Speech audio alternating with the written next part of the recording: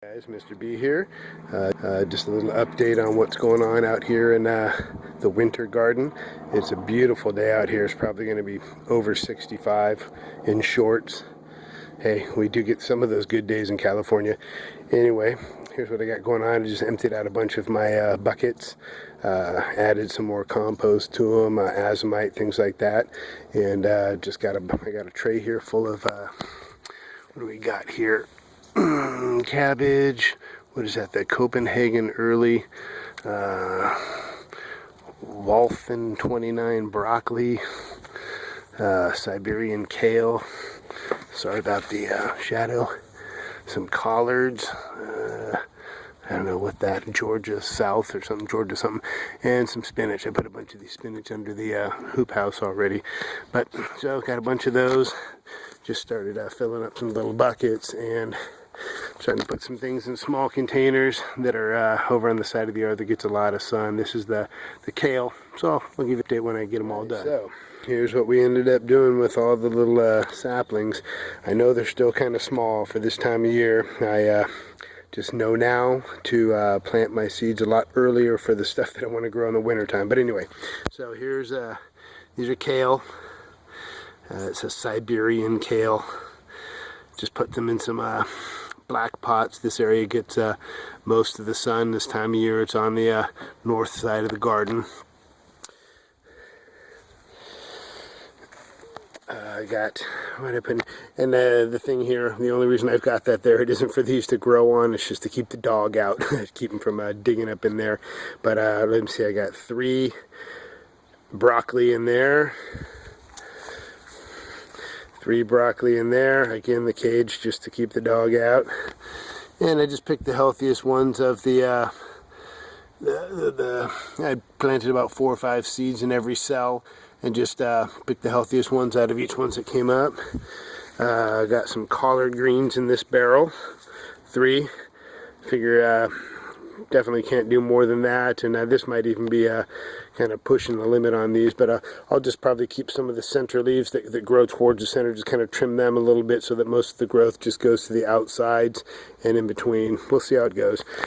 And then another 3 collard greens in this barrel here. Yep, neighbor's dog barking. Bo, simmer down. It's just those carrots. I threw a I knew I should have tagged these. That's a cabbage. Put another cabbage in that one. We'll just see how they do in a pot. They're black. They're going to get some good sunlight on them. Those are just the Brussels sprouts that you've already seen. The birds got in here and just ate up all my little Brussels sprouts and beets.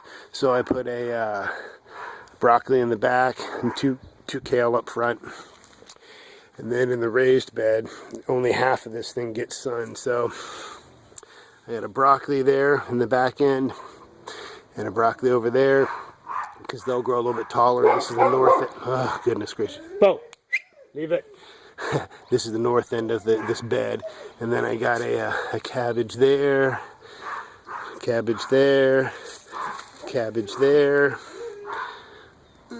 cabbage, cabbage, and cabbage. So we'll see how this little raised bed here ends up doing. Never done anything in the winter here, so we'll see how it goes. We do get some good sun. As you can see, this north side of the yard really gets the sun on it. This is late in the afternoon. It's still getting it pretty good, so it can get 6 to 8 hours of sun on it, so that should be good. Still got a bunch of little guys left. A bunch of spinach here. I'm probably going to put those under the raised bed. Still got a bunch of collards, kale, cabbage left over.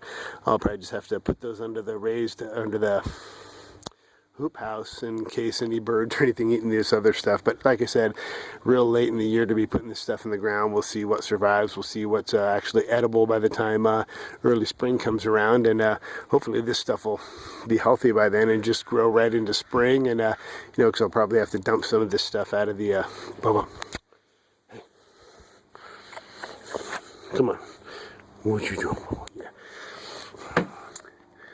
because I'll be putting new things in those barrels. I just want to constantly keep things changing out here, and putting new things in as other things go out. But I just got to get better at planting seeds when they need to be planted, you know, 2-3 months before I want to put them into the ground, so that they're nice and established before any of the weather change happens. But anyways, guys, thanks for watching. Appreciate you guys subscribing.